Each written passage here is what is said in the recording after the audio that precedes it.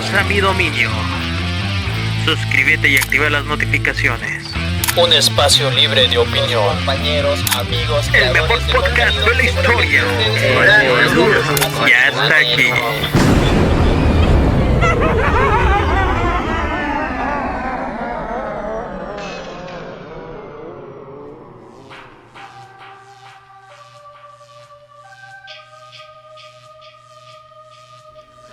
¡Hey! ¿Qué tranza, gente? Aquí Lurrus otra vez con un nuevo podcast para todos ustedes. Y así es, gente, como lo leyeron en la miniatura de este video, pues bueno, les traigo esta épica entrevista con RYAN REINIKIE. Así es, el primer guardia de Five Nights at Freddy's, la película, la cual fue hecha el 26 de noviembre del año pasado. Desafortunadamente no había tenido tiempo suficiente para subirla aquí al canal, pero pues bueno, gente, ya la tenemos aquí. Ahora sí, sin nada más que agregar, ay, disculpen la mala pronunciación, comencemos. Hi, good night.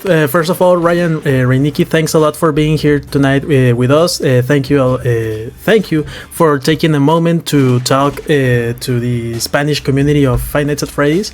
And my question is the next one. Is there any chance that you will return into a FNAF sequel?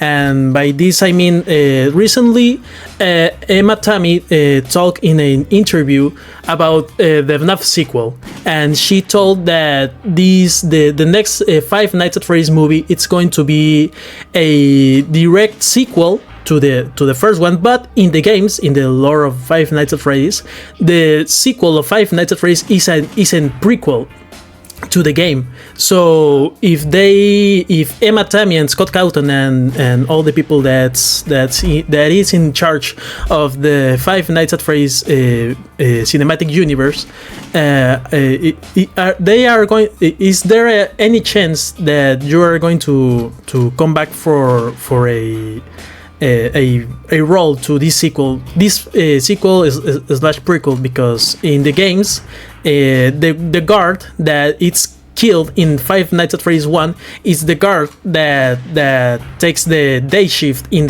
the sequel. So if we follow this logic, maybe there's a chance, you know. Yeah, that's a good point. When I was there filming, I did hear kind of some scuttlebutt, some rumors on set that they had planned 3 movies, like loosely. You know, I don't remember exactly who said that, but you know, I know the intent was kind of depending upon how this one performed, and it performed extremely well. You know, because I mean, at the end of the day, a movie company is, you know, a business. It's a business, you know. Yeah, they put in like this much, like $20 million, and they made like this much. So yeah. It's almost guaranteed a blank check to make a sequel, or you know, a full trilogy. Now, as far as if I will be playing any other part of that, I can neither confirm nor deny. But at the same time, I can tell you that I don't know anything. Is there a chance? Yeah, I guess so. I mean, you know, there's a chance of pretty much anything, right, in this world. I'm not holding my breath though, but you know, it would be wild, and of course, I would want to be part of anything that they would do again. I enjoyed working with Emmy. She was a very focused director and seemed to just be commanding it exceptionally. You know, you work with some directors who are like scatter all over the place, or you know, not sure what's next. I just got the idea that it was a really well-maintained ship. The entire crew, from like the makeup people to the lighting guys to the guys making the props and stuff, were all great, and you got a real sense of like teamwork there, which, you know, as a performer or anybody doing a job, you hope everybody you work with is cool, especially the boss. And when that is the case, then you know, you don't mind going to work. Oh, I see. Well, that's very interesting, because Matthew Lillard actually talked about he signed for a trilogy with Blumhouse. He told that in the MTG Weekly. It's a trading card game. Even if you want, you can look up to that interview in the internet. So, yeah, perdón. And well, actually, now that you mentioned that in the film set, you all work in a team, no? You all work in the same line and all that stuff. Actually, that's the same thing that told me Jade Kinder Martin. Actually, ¿cómo le digo? About like 2 hours. ¿Cómo? Well, actually, this day, at 2 hours ago, I saw him in a comic convention, and his daughter Sophie, I think is his daughter, no?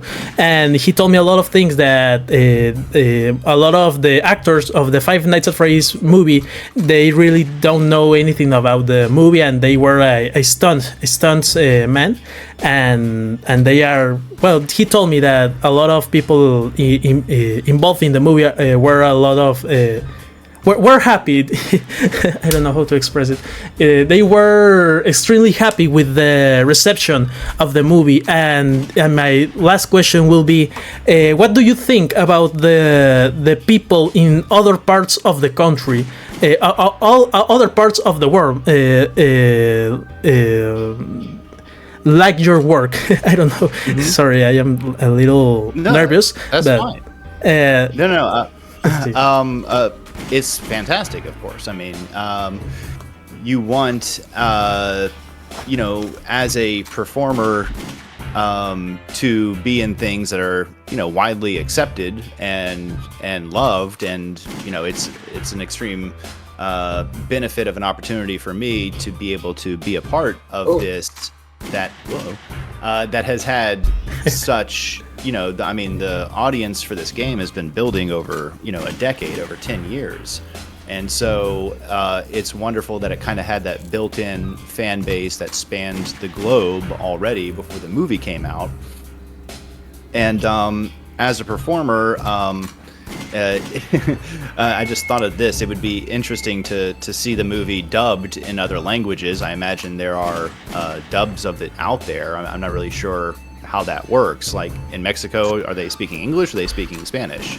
Well, that's interesting, because a lot of in most of cases, they always translate the movies, all the pictures.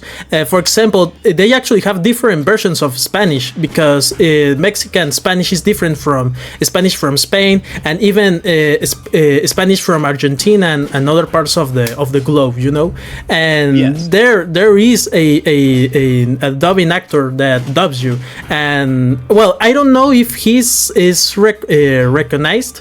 I don't know if he's famous, but in most of cases, actually, with famous movies, with famous TV series and other kind of entertainment, there's a chance that the person that dubs you gets some fame, and. Yeah. And that's an interesting point that you comment. Yeah, and I was also thinking, since my character doesn't really have any lines, there's also something kind of satisfying as an actor, because the moments that I'm in have the benefit of being a universal moment, and by that I mean you don't need any dialogue. It's clearly a scary moment. He's afraid for his life, and it doesn't matter what language you speak around the world. If you saw that, you would get the idea of what the scene's supposed to be. But yeah, that's great that professional dubbers, it's a thing, it's basically you're a voiceover actor, so it has its own craft and challenges and things like that. You could even argue that it's sometimes more difficult than being like the actor on film, where you have like the lighting and the costuming and things to like get you into character. Now you're just in a sound booth and you have to capture the same emotion and the same bearing of your delivery to serve the spirit of that character in that movie, but without all the set dressing, so to say. Of course. So I have great respect for voice actors and dubbers worldwide. Well, thanks a lot for answering my questions. Well, now that you were getting into some of the deeper themes about the FNAF movie, I want to ask you now my final question: that how was for you the SAG-AFTRA strike? Because I mean, the Five Nights at Freddy's movie started filming about like February, I think, about por ahí, ¿no? O sea, well, it was around that time, and then comes the strike. How many times did it? ¿Cómo se dice? ¿Cuánto duró, tío? ¿Cómo se dice eso? A lot of time, months. How long did it took the strike to end? And right. I forget the total count, but I mean it was several months. 200 something days, I think. Most of this year has been the strike. At the time that the strike happened, I was not a member of SAG. I had been a member of SAG when I was around my late 20s, and I was a member of SAG for a number of years.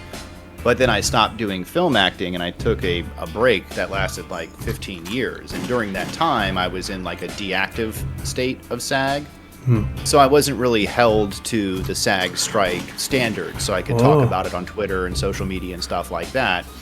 And I also used that opportunity to do some independent films, which, members of SAG kind of feel multiple of ways about. But for me, kind of starting my career film acting again, it was important for me to build up my resume with some productions that I could be in, that I could get samples of for my reel.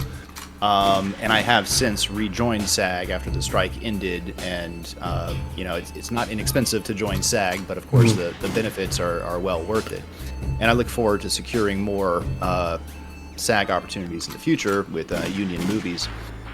Now, during that time, of course, when the strike was going on, they weren't really filming anything. I did get like 1 or 2 auditions for some like super independent films that were SAG, but they had gotten a special waiver during the strike because they were such independent productions. They weren't associated with the producing groups that SAG was striking against, if that makes sense.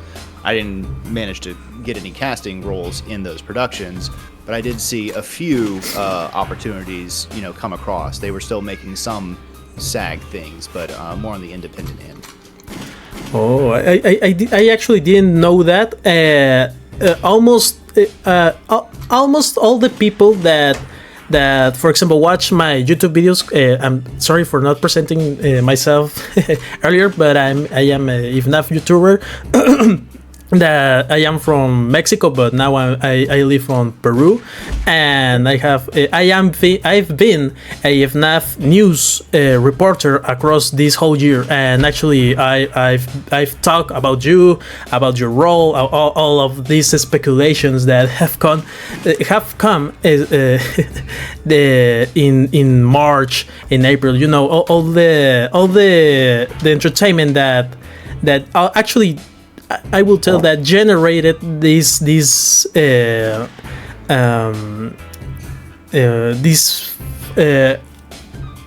¿cómo te lo digo? Ay, se me fue la palabra. ¿Cómo se dice? Este suceso, tío, o sea, That's a moment, ¿no? No.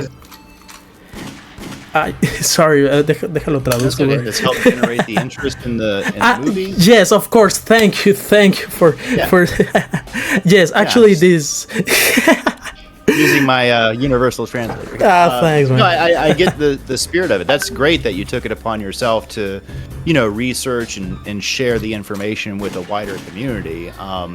That's just part of what I see of the Five Nights community being really, 99.9% awesome people that love sharing this thing. And it's great that there are certain people like y'all and others I've done interviews with that are, feel almost a compulsion to share that thing they love and more info about it with other people.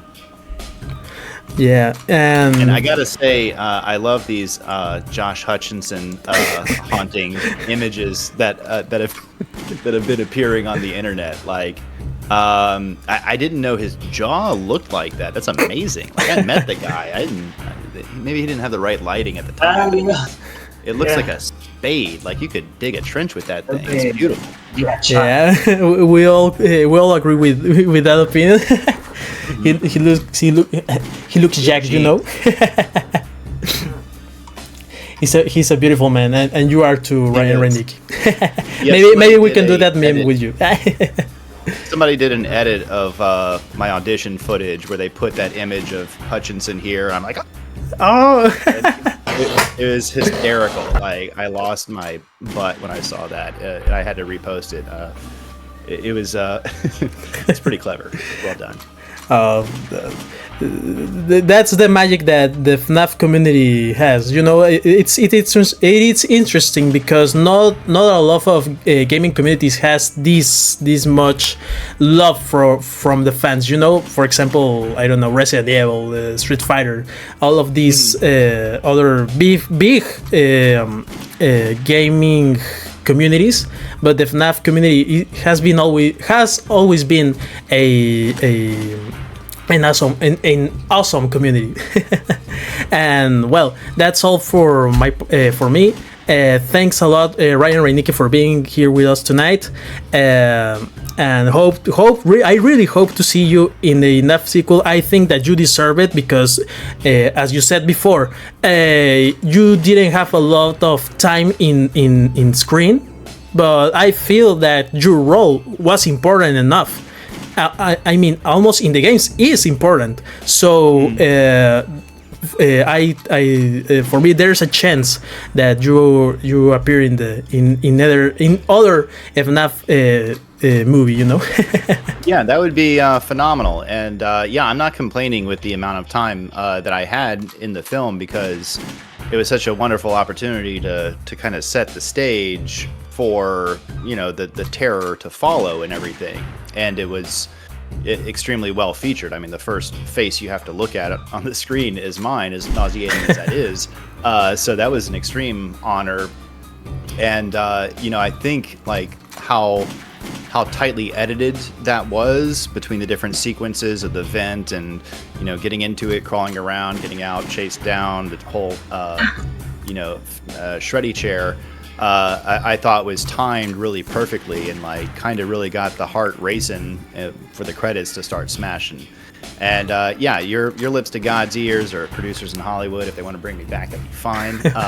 I'm too tiny of an actor though, but if they're like, hey, why don't you audition for this? Of course I would. Maybe the millions of fans out there can beat down the doors of Blumhouse and Universal and make that happen. But until then, I'm just looking forward to more film opportunities with interesting scripts, or I really lucked out with this one with such an amazing fan base. I'd be hard pressed to find such a property that exists that has such a fan base that Five Nights does to be a part of again.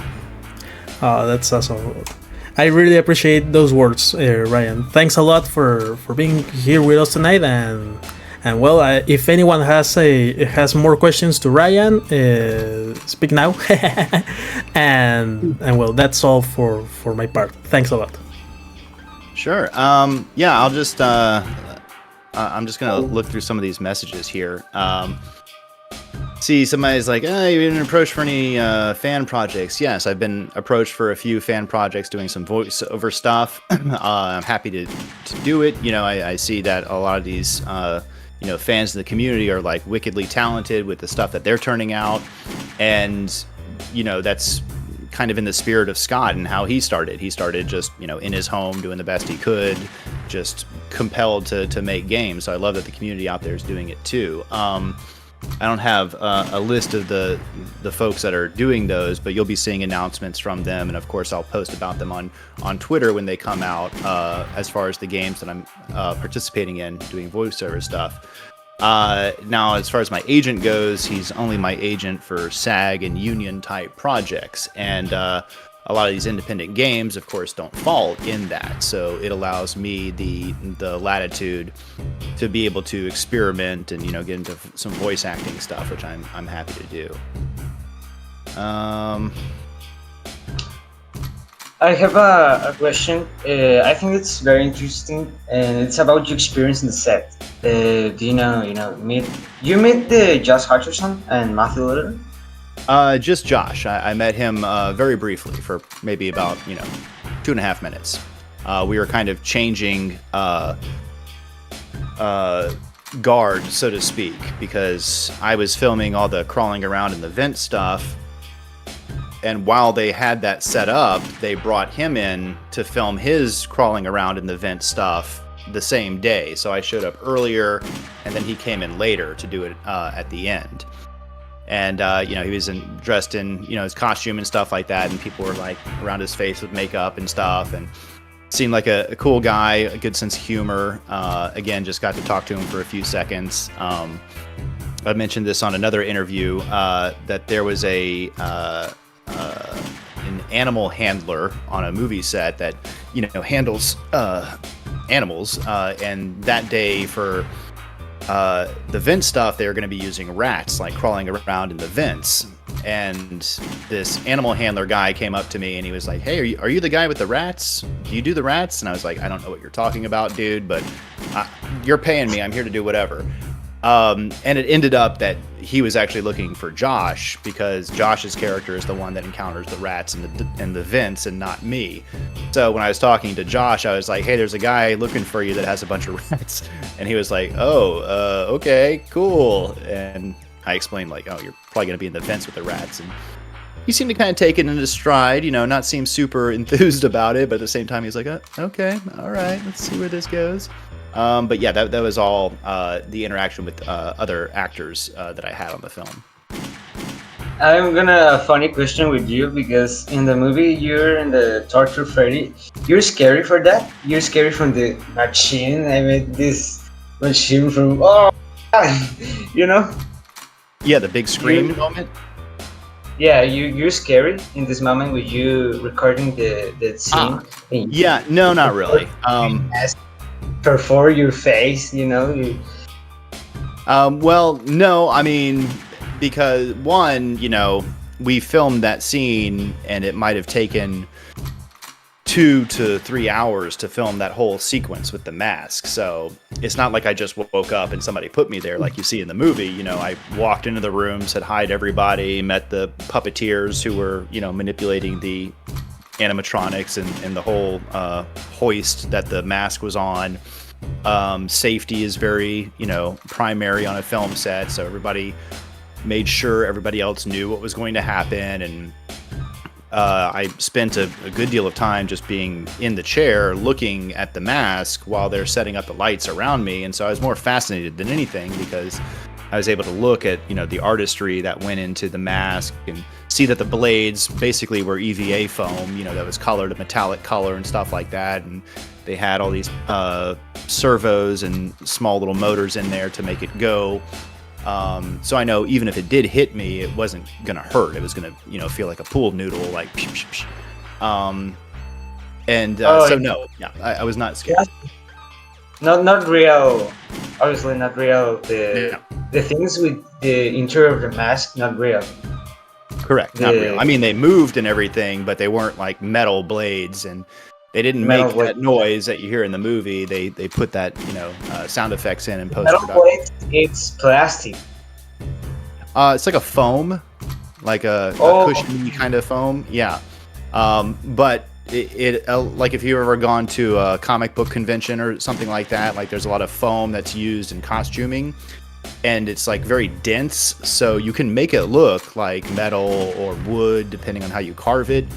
And it was just designed so well by the people that worked on it that it looked really convincing.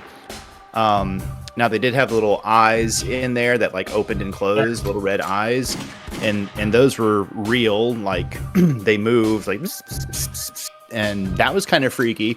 But again, it was more fascinating than scary. you're recording scenes with the mask toward you. You know the mask. You're recording scenes with the mask toward your face, or this is imaginary from the spectre. Are you asking, did it hurt my face?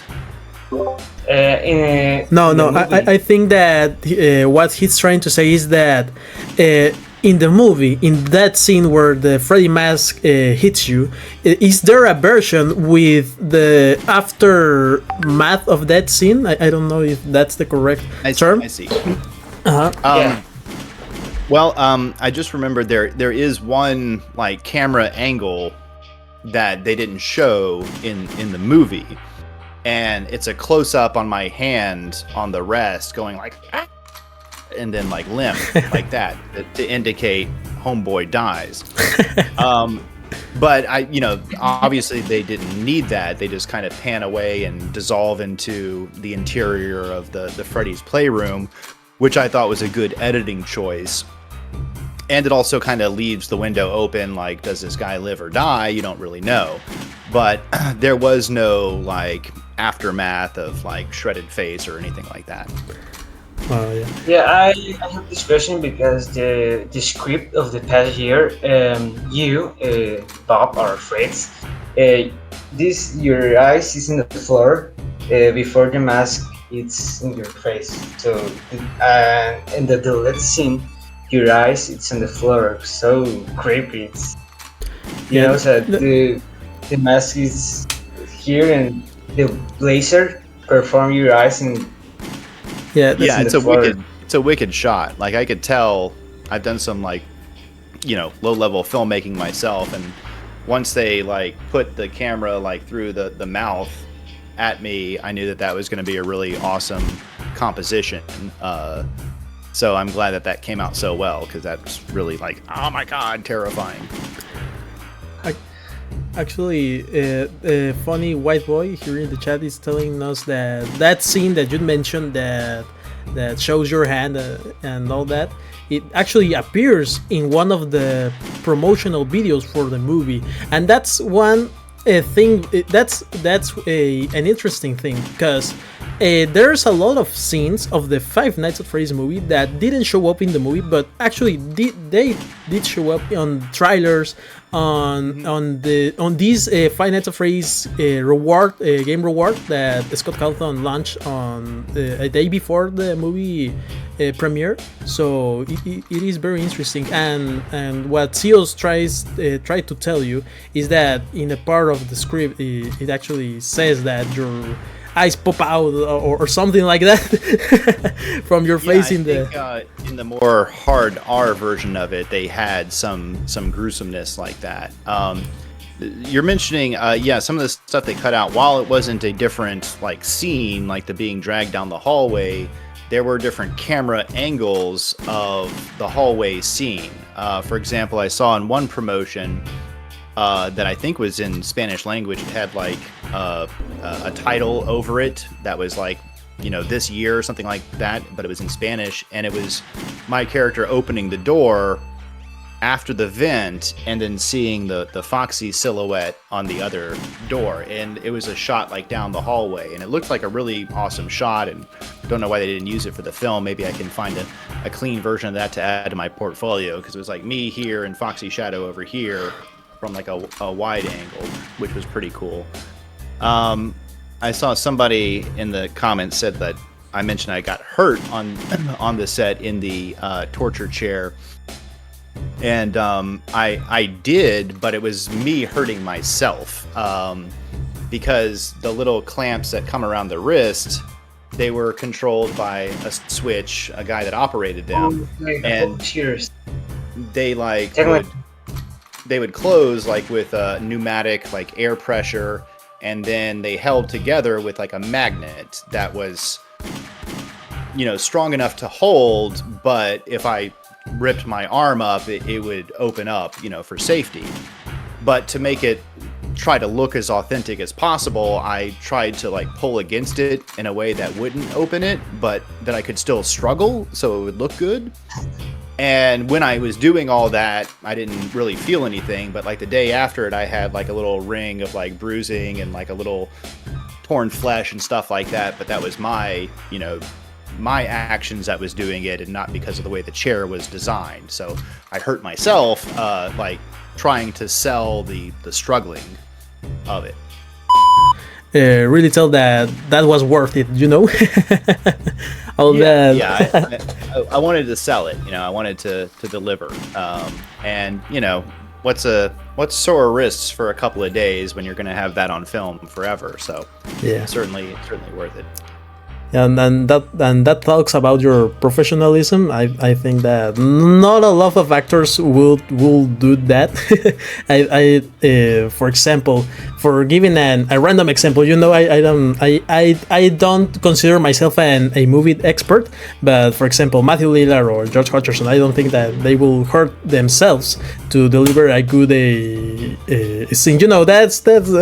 That's some example, random example. Reason, there are some actors that go psycho with it, like your, Christian Bales or Joaquin Phoenix or something like that, and I think it's kind of considered a point of pride, not like you're trying to hurt yourself, but like, if you do your best and you happen to hurt yourself, then that's okay. There are some actors who will, starve themselves for months to get to the certain weight for a role or something like that. And, that could be seen as harming yourself if you drop like 80 pounds in 4 months or something so you can film a role.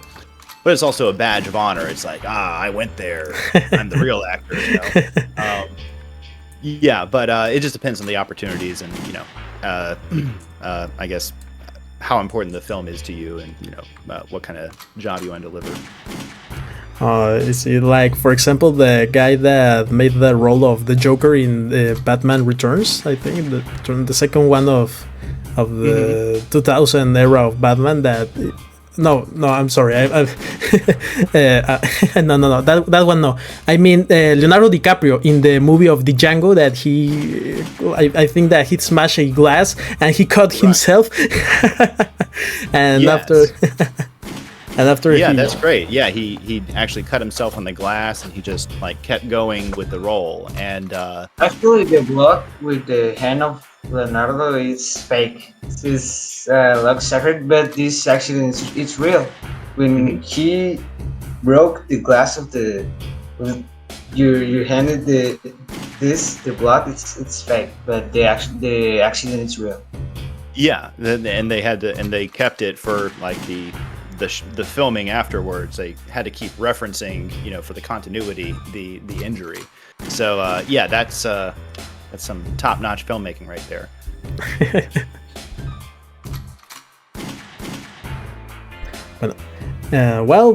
I think that's all for today. I don't think there is any. Let me see the chat if there's any more questions. Yeah, they're having a Hutchinson overload right now. Yeah, I mean they really love that meme. That. Actually, now that you told that this scene where you were with Foxy, that you mentioned that that you were in a hallway. I've seen that TV spot because it wasn't from a trailer. It was for a TV spot. And for example, that scene chronologically, for example, it would be the first scene before that you start running to save your life.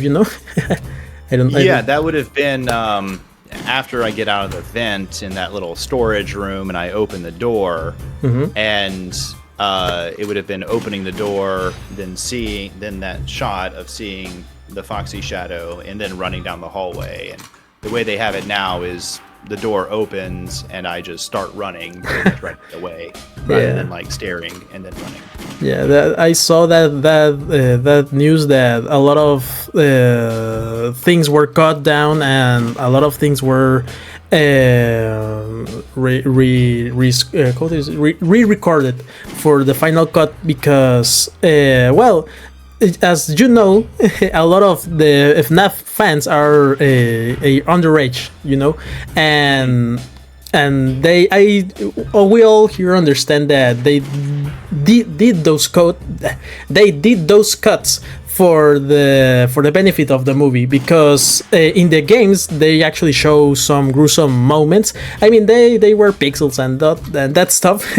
They are censored in some kind of way, but in the end they are gruesome moments. For example, the spring lock scene. I mean, the William Afton is ripped apart, and that maybe they didn't show that at its full expression in the movie, because obviously these kind of weird restrictions of the PG-13.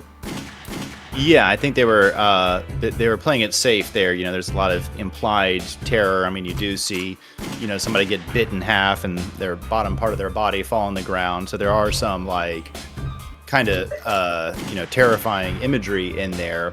I think you leave a lot to the person's imagination also if you just kind of set up something terrible and you let the audience imagine it in their head. Can sometimes be a lot more terrifying than actually showing them.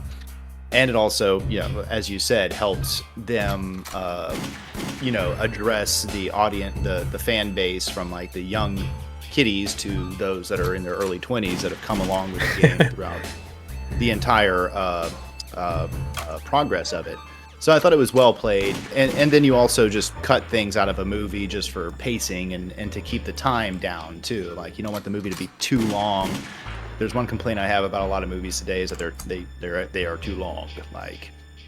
Just because of a Marvel movie, it's kind of an okay movie, they're like, well, if we make it 3 hours, people have to like it. It's no, I got shit to do. It doesn't longer doesn't mean better. You need as much time to tell your story and not bore your audience, and if you can do it tight, and if you have to cut out some things to make it happen, actors understand that, and it's all part of the making the best delivery of the story that you can. Maybe that has a relation with the story, because, for example, talking about Marvel movies and all that kind of stuff, actually, all of the Marvel stories are represented by comic books and books and other stuff. So they actually, I think that they do a good work by keeping the movie short, about an hour, 2 hours long. But in the case of the FNAF movie, I think that they maybe should have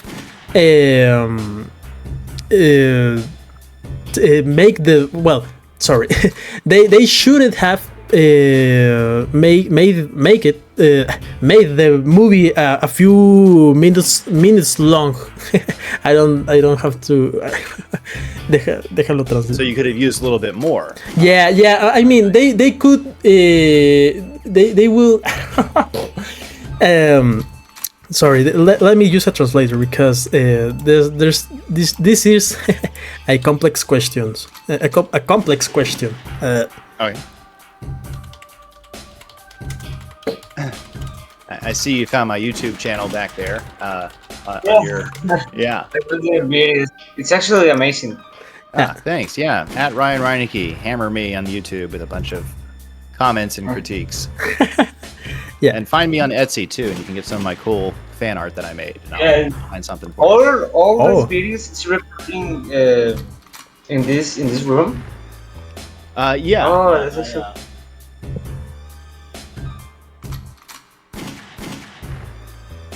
Oh, the behind the scenes. Yeah, and then got some lighting equipment, so set it up, make it look all clean to do my own personal studio space, which is good and beats the pants off of having to drive somewhere and do an audition in front of a room of a bunch of bored people. The recording of this action for you in the Finance Affairs movie, what month is your video when you're acting with Fritz? What is the month approximately? March. It would have been. It's before the movie, obviously. Yeah, I filmed it in. I worked on the film in March, but I auditioned for it in like November of last year. So a year ago, around this time, I was auditioning for that role.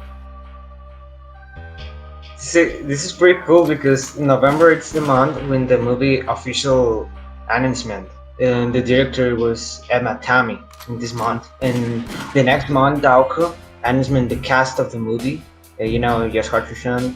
It's so fast. The production of this movie, it's actually so fast. Yeah, it was a really impressive like turnaround, as they say, and like for a film production company, that is also another mark of like a good success. And I think part of it being able to turn around so quickly is that they used like the Jim Henson Company for the puppetry, and they try to keep everything practical with no CG, or like very minimal CG for like sparks and like smoke and stuff like that. But all the effects you see are like real objects in the world that you could touch, and that helps you be able to edit your movie faster because you don't have to wait for an entire CG department to get done rendering stuff. You can just film it there, you see exactly what you get, and you can go on to the editing process and more quickly turn it around. And in my opinion, a lot of times it looks way better than you could do with CG anyway, because sometimes CG stuff is like too clean, it's too perfect. The thing that makes the world real are the imperfections, and it's just we can't like really capture that stuff yet with CG stuff. We can make things that are cool to look at, but when it comes down to really good top level puppetry and animatronics and materials that are made by a human with like skill, it's hard to beat. And I was glad to see, and that's something Scott talked to me about, is he was very insistent with the production company that they do 99.9% practical effects, that they do real special effects and they don't do stuff that's CG. And I'm really glad that he fought for that, and that they saw the point of it, because I think it came out really well. Well, That's very cool because the movie, it's only 4 months. I remember when in December announcement, in April the teaser of the movie with Golden Freddy and Abby, it's here, and so fast. The months it's so fast, and now the movie, it's in the premieres of the theaters in October, and the reaction, it's all of these things of the FNAF movie. It was so fast, and it's sad because the FNAF movie in this final this month is leave the cinemas, the theaters, and it's so sad because the poster of the movie, it was not here in December, and I remember the first thing when I watching the poster on my cinema, and it's amazing because this franchise was in 8 years of the Scott Cawthon. The first game it's nothing, and now the movie, they have in the theater the poster of the movie. It's amazing for me, and thank you so much for that experience because it's so amazing and surrealist. Yeah, to see it like come to fruition, to like really happen, is super exciting. And I mean, you can only stay in the theaters for so long, but I'm sure they're going to be rolling out their DVDs and Blu-rays soon, so you can buy a copy. And I'm not sure how long it's going to be streaming on Peacock, but I know it's there for the time being, at least. Well, actually, there's an Amazon post that sells that the FNAF movie on metal case and all and all crazy editions, But now that you talk about the Scott Cawthon, in a YouTube video that was recorded by MathPad, the guy that is responsible of the Game Theorist channel, he stated that when he first started to record his scenes for the Five Nights at Freddy's movie, he saw Scott Cawthon on the set, but the people that were on the set didn't know who Scott Cawthon was, and that's a crazy situation, because Scott Cawthon himself is the person who is responsible for the movie and all these moment that all of the actors and people in charge of the movie were, well, you know.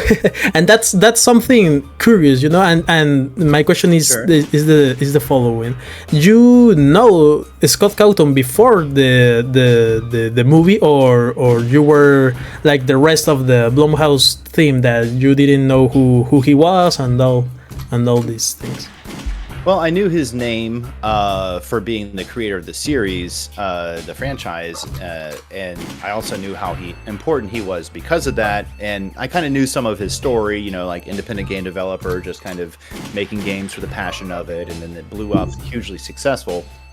So, you know, I certainly knew about him more. I didn't know what he looked like exactly. I had seen his picture maybe 2 or 3 times. So when he first spoke to me on set, I didn't recognize him until somebody told me. But as far as like the other people on a film production goes, you know, a film production can be, excuse me, you might have like 60 people there filming in one day, like 60, like 60 people, you know, doing lights, doing makeup, doing stuff like that.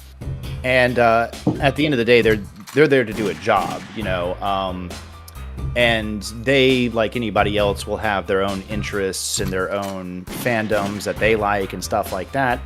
And it would kind of be unprofessional on a movie set, because there are famous people on movie sets, you know, like actors and stuff like that. If you're the guy whose job it is to, you know, move a light from one place to another, if you're busy like having a fangasm over a writer or something like that, you're not doing your job, you know, so that's a good way to get replaced.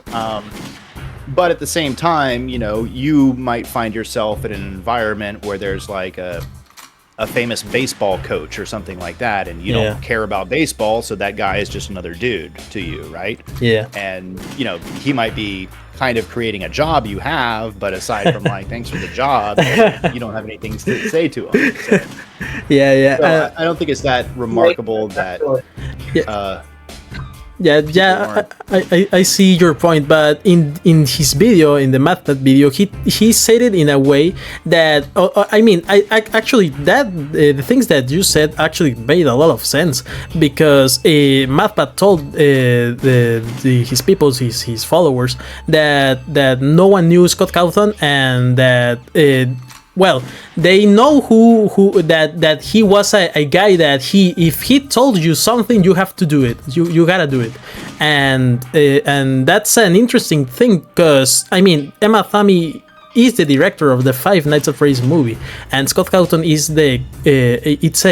I think he's the direct writer of the script. I don't know if he's the director, but that's an interesting thing. I believe him and Emmy and maybe one other person worked on the script. I'm not really sure. You know, I know the script went through, you know, many different versions over the years before they even got to this one. But Scott was also what they call an executive producer on a film. And that kind of gives him the ability to put creative advice into the filmmaking and kind of demand for something to happen in a certain way, which is great because the whole thing is his, you know, creation. So for instance, if he was just a writer who like wrote a script, once the movie gets filming, if you're just a writer, your job's done. You wrote your stuff. They don't really need you anymore. But because of the Five Nights property being what it is and like how impactful and important it is, he, you know, worked the deal to where he's also an executive producer on it. So he's able to be there every day and kind of like collaborate to some degree with Emmy and be like, hey, for this shot, maybe we should film it this way. I remember when I was talking to Scott about the CG versus like the real practical effects, that he requested that they do something with a real prop, and they told him like, oh, we were just gonna CG that part, like with the girl getting chopped in half and her body falling on the floor. They were like, oh, we'll just do the legs falling on the floor with CG, and he was like, nope, we got to do it like real. We got to have like, you know, a fake body. And they were like, okay, you're executive producer, so it was good that he had that kind of control because he could kind of enforce that, or, you know, highly recommend it.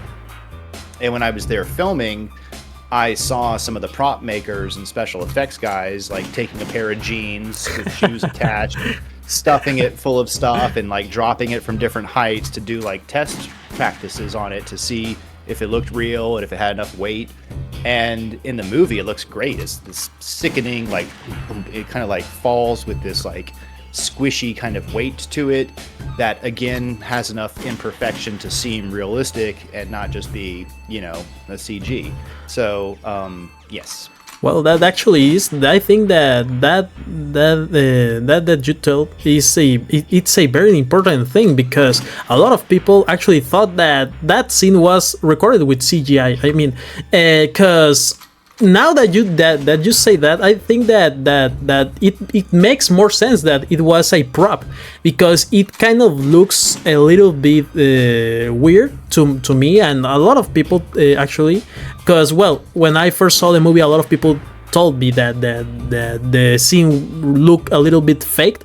But now that you say that, I think that that's a very interesting thing, and that I mean that only shows the courage of Scott Halton to make his movie like a real movie, because you know nowadays, like you told, they frequently use CGI to do a lot of things, basic things. I mean, just being in a scenario nowadays is being around a green screen and not actually being in any real scenario. So well, thanks for sharing that with us. I think that's a very important thing.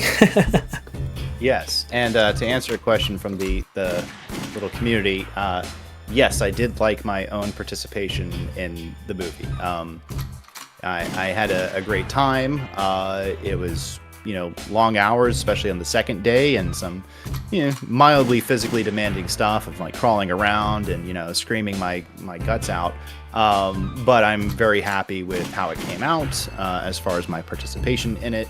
And I'm really glad, more so than me just being happy with it, that all of you guys are happy with it and like really impacted by it. And I feel like I, you know, had a great opportunity and happy to be a part of it. Yes? The user Salty, it was a question for you. This user, the question is, have you ever been approved by a fan of the fantasy phrase in public? Or whether in the About the Twisted Metal of FNAF enter Etsy? Thank you so much. That's the question of this. Yeah, good question. Not yet, surprisingly. I mean, granted, I look like this now, you know. I'm not like walking around with like my hair in a tie. Maybe if I did, I'd get more people. But again, I don't live in like, you know, Los Angeles or anything like that. I live in a relatively small metropolitan area in the southeast of the United States, near New Orleans, where we filmed the movie. I have been approached by people before for things I have done in local community theater. When I've played, 1 year for Halloween, I played Dracula in like a stage production of Dracula, and from that, people will approach me and be like, "Hey, were you in that stage production of Dracula? Oh, it was so great." But not for Five Nights or Twisted Metal yet. But I'm sure it'll happen Eventually. yeah.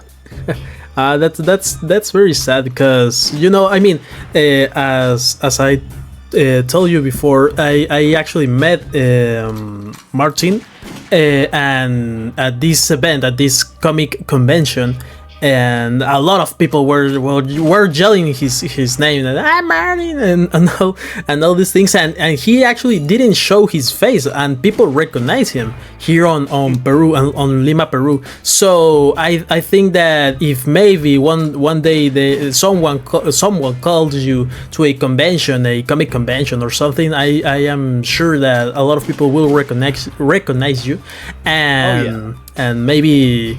If there's opportunity that you come to Peru or Mexico, there's I hope there is a chance that we meet you on real life. That would be awesome.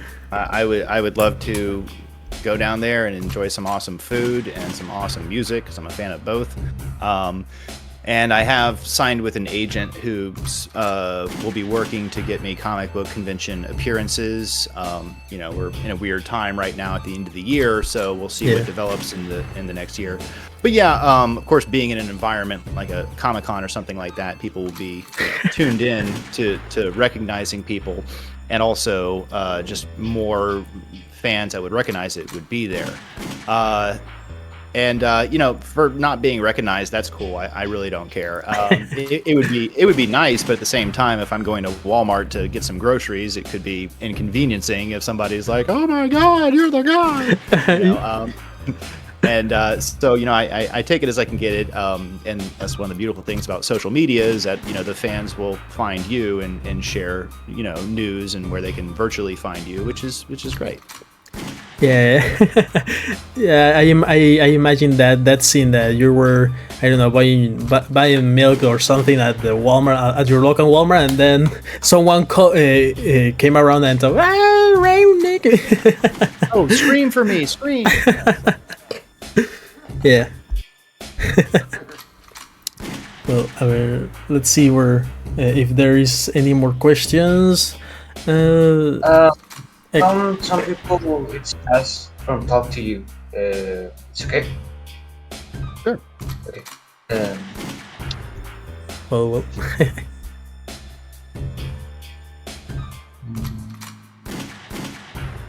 Salty. Okay, wait. 2 people. It's a lot. Wow. Well, I think that no creo que muchos quieran hablar, si pues hablan español. A lot of people here talk Spanish. I don't know if there's any people that speaks English. I don't know, but it's cool. This guy. Okay. The next question is from Mr. Bhakti. Would you like to work on the FNAF more if you were given the chance? Certainly, yeah.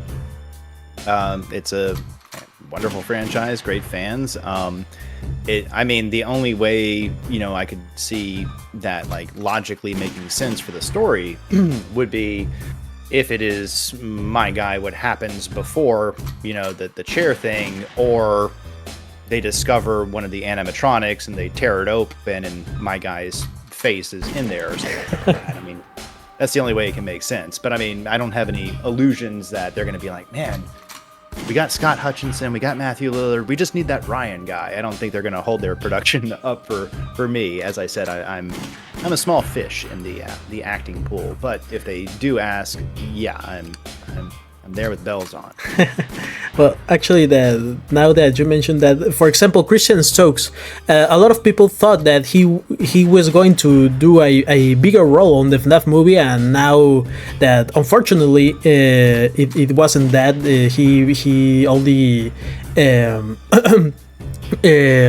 played a rogue, and at the Five Nights at Freddy's movie, a lot of people were just sad that's it.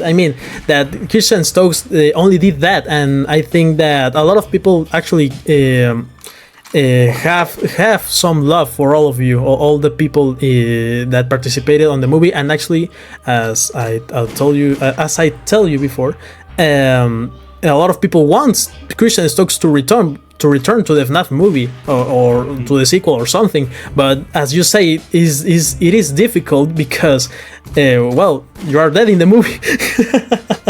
Yeah, I mean, what happens to the bodies? You know, I mean, they got to go somewhere, right? You know.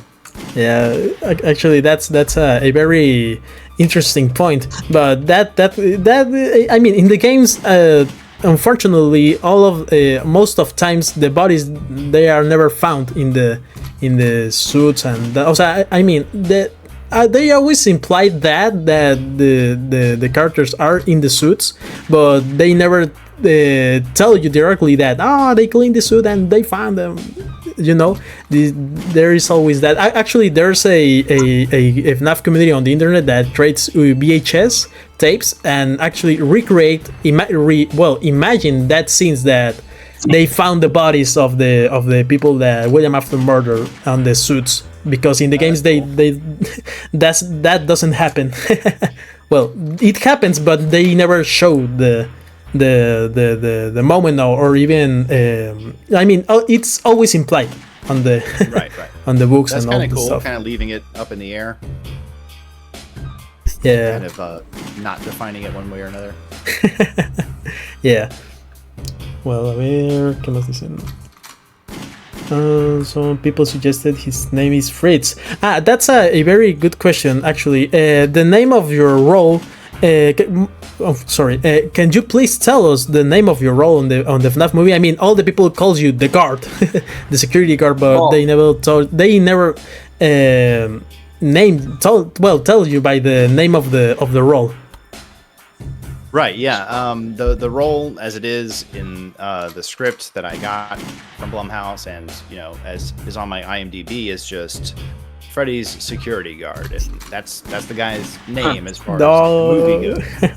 But I know, you know, there are all these, you know, phone guy, phone dude, Jeremy, Fritz, and so on, that have existed in the canon of it. When somebody started suggesting that I was Fritz because Mike puts in the tape that has Fritz erased on it, I was like, oh, that would be cool, and Fritz is a cool name. And then the book adaptation came out of the movie or whatever, and they're like, oh, Bob goes down the hallway, and so people are like, oh, well, your name's Bob right now, and I'm like, Bob's kind of lame, you know, maybe Bob's his nickname or his middle name or something like that. So I was like, Bob Fritz maybe, or you know, Fritz Bob. Or Bob's. Fritz Bob dude. Yeah. I like it kind of being just, you know, up in the air, whatever the community likes to adopt is pretty cool, and I like that it has the play for that. Of course, you know, it's almost like the red shirt character on the old Star Trek. You know, if you saw the red shirt character, you knew it's only a matter of time before they die. And in Freddy's, it's like the gray shirt character with the tie. You know, it's just like this generic character that's, you know, always alive and always dead. He's like Schrodinger's guard. He's there to be, you know, kind of fodder for the thing that is Freddy's. Yeah. Well, thanks for answering that, because, well, as you said, I mean, a lot of people just call you by the security guard, the security guard name, and that's interesting. And that, as you say, it is unfortunate that the guys that write the book put a lame name, you know, Bob. Yeah, it's like, I don't know, Bob. Bob, yeah. John Doe, yeah. Bob Smith, see? Well. I have a final question to end this interview. Thank you so much from your opportunity from interview with you. You're a great person. You're a great actor. Thank you so much. And the final question is, your character was to have dialogues of the movie.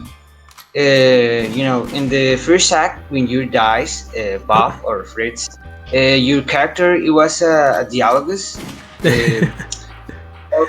Dialogues. I mean, if your character have some kind of dialogue between, I don't know, anyone or something. Right. No, actually, there was only one scripted line of dialogue and I actually I forgot where it was No. because there's all this craziness of running around and doing all this physical action that Emmy, the director, she was like, okay, this is the part where you have your line. And I was like, I have a line? Like, I didn't even know that. I thought my line was, ah! And she was like, no, your line is no. And that's when I'm at the door trying to open the door, and I'm like, no. Like, oh no, it won't open. And I also ad-libbed some lines in there of like, please, please, please, and like, not like this, which is a favorite line of mine for The Matrix, but that didn't get in. I don't even know if the line no got in, to be honest. And I made a joke later to Emmy. I was like, hey, you should see what I can do with actual dialogue, you know, like I can run around and scream, and she thought that was pretty funny. A couple of the crew guys chuckled. But I mean, as it was scripted, the only time I was supposed to say anything is no when I was at the door grate thing. Oh, I see. Well, that's unfortunate. A great reference to the Matrix, you know. Now that you say that. Well, yeah, me and my friends will say that to each other when we're really losing in like an online game. We're like, not like this. Let me win one more game before the night ends, you know. Yeah. well. Let me check if there's something more, but I don't think so. Well, thank you for being here with us tonight, RYAN REINIKIE. It's been a pleasure to me, to all of us, having you here tonight. I hope that one day you will get the love that you deserve from the fans. I mean, I respect obviously that you want to have your own space, but I think that from my perspective, that all of the actors, all the people that his work is acting, they deserve some kind of love, you know, some kind of reciprocate. I don't know, feedback. I don't know how to put it. I mean, I'm getting a ton of love already. I appreciate you guys asking me, and the guys out there in the chat room and stuff like that. And you know, just find me on the social media stuff. Follow what I do. That's probably the best way to support. You know, visit me on IMDb, see the other stuff I'm up to. See me on the Etsy store. You can see some of the artwork I've done that's inspired by the film. And I'm just happy to be kind of a part of the community. Actually, if you have some link to your social medias, for example, I will like if you share it with us so we can support you, because certainly we don't know all of your social medias and all the stuff, sure. Well, it's pretty easy. It's just like my little name right there on my square. It's just I see. You know? Like that goes for YouTube, TikTok, Instagram, Twitter, YouTube, as I said, and on. Have you guys seen the Etsy stuff? I've heard about of that. All right, let me see if I can share something real quick. Yeah. Can you see? Okay. Wait a second. Yeah.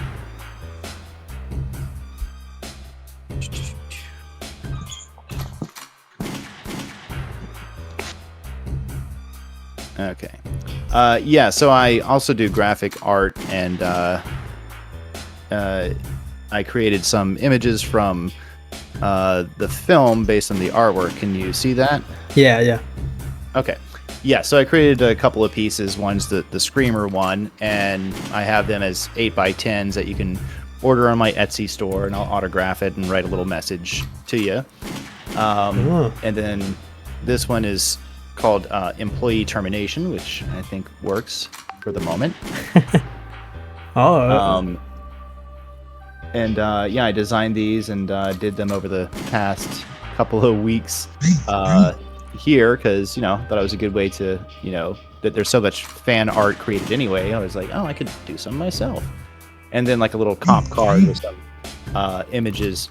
Oh, thanks, dude. I see you put the link up there. Appreciate it. Oh, thanks. Yeah, and then, yeah, it's just RYAN REINIKIE merch art at Etsy. I'll go ahead and put the link in the little description field down here, because I'm seeing here the pictures and man, I love the. I mean, it's like this concept.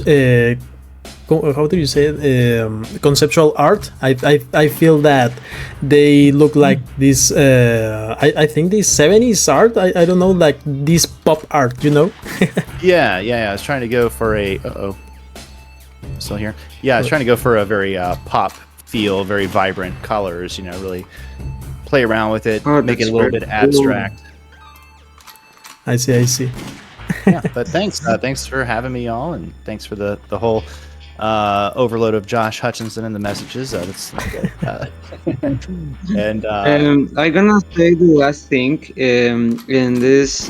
Thank you very much, Ryan, for giving us the opportunity to interview you. I really admire it and you respect your work. I hope you have more important roles because you are a great person. I'm really sorry that you can understand me completely because my English is so bad. But you're a great person and thank you so much. Seriously, you're the best actor actually from the Stooks. Well, actually, that's something that it's in true in a kind of way, because I mean, for all the roles of the Five Nights at Freddy's movie, I mean, I think that the one that's more expressive is the role that you that you made, because I mean, you were screaming. You actually, the people felt the horror in your scenes. If one day you look up in the internet, there's a lot of people that's reacting to the movie in the first day that it released, and those scenes, your scenes, the people were screaming like and all that. So these words that we're telling you are true because we felt that way at the cinema. You know, and for example, with other scenes that, for example, Judge Hutcherson made, and also we didn't scream like that, you know, because well, maybe it was the PG-13 rating, but yeah, I mean, in some kind of way, your scenes were more expressive, were more intense in that context. Right. Well, thanks. Yeah. I knew I had a little bit of screen time to make a very big impact in, and I mean, it's hard being the Josh Hutcherson level character in a movie, because sure, you're in danger and stuff, but the audience watching it always knows in the back of their head that guy's not going to die. Yeah. He's going to be tough, but he's he's Luke Skywalker, he's Neo, he's Indiana Jones, he's always going to come out okay. Things might get bad, people around him might die, but that guy's gonna live, So you get to see the terror of, cannon fodder like myself. Yeah. And there's one more thing I'll pitch, which is a movie that we filmed down here in South Mississippi called Interfere, The Next Wave. And it's available on Amazon, and there are subtitles available in like 12 different languages. And I play a much larger role in it, where I play a bad guy, that's a computer hacker and also a intergalactic space vampire, and it's a fun sci-fi comedy, and y'all should check it out if you can. I'll mention it in the comments there, and I'll share an image in the comments. There we go. Look at that. I can use the internet. Yeah. Check it out. I'd love to know what people think about it. We had a fun time making it. As I said, made with some filmmakers down in my area for like $60,000. They raised the money for it. The director put in a lot of his own money, and it's you can tell from the colors, kind of a love letter to the 80s stupid buddy comedy movies. So it's a good time. Not really scary, more funny though. Yeah. Now, if it does say unavailable to watch in your location, make sure you go to the right one, because there are actually two versions on Amazon, which is not great. And the one that's unavailable is the older version that we had, and we've since re-edited it, and the new version is here. Yeah, actually, I am checking this movie, and actually, yeah, it says that it's available on my country, and the only version of the movies that is available is that an old one, an old version, this version actually.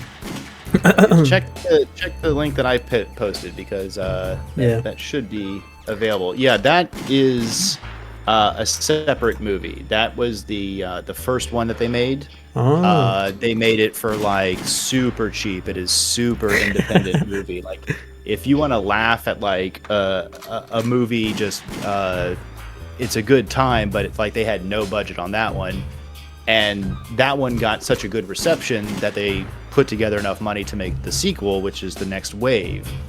So that Interfere, that link you put, I'm not in, but it's worth a good watch. It's funny. It's only about 40 minutes or so to an hour, but the Interfere, the next wave, is the one that's really the one to check. Yeah, actually, yeah, that link that you shared, actually, it works. It costs $2. Yeah. It really looks interesting, because I mean, you never come across, well, no one comes across a space vampire frequently, so hey, I will check it out. Not that common. Yeah, thanks, y'all. I appreciate it. Well, that will be all for tonight. Thanks a lot, RYAN REINIKIE, and I hope to see you someday soon in a comic convention, in a place that where you will receive all the love you meant. Thanks a lot for being here. Thanks for having me, and greetings to Pandilla Los Libros. Somebody I hope my accent's not terrible. Yeah. Cool, y'all. Well, have a good night. Sleep tight. Don't let the bed bugs bite. And see you later on. Yeah. Thank you. Thank you very much. Guys, peace out. See you, Ryan. Thank you. Bueno, gente, ese fue RYAN REINIKIE, una locura total. Para los que no entendieron tanto, habló principalmente sobre su rol en la película de FNAF, su dirección. O sea, desafortunadamente no somos expertos en inglés. El sido, pues menos. Yo pensé que era whitezican. Yo tuve que usar traductor. Ese man. Pero no, la verdad es de que un verdadero sujeto, sinceramente, lástima. Desafortunadamente la barrera del lenguaje no nos deja tal vez hablar de una forma más fluida, pero hey, creo que nos dijo bastantes cosas muy importantes sobre lo de que Scott Cawthon, tal cual, de cierta forma sí era como que una persona un poquito era una persona no conocida por el equipo, y a diferencia de lo que dijo MadPad en su video, eso es bastante genial, porque al final de cuentas tiene razón. O sea, es preferible que la gente...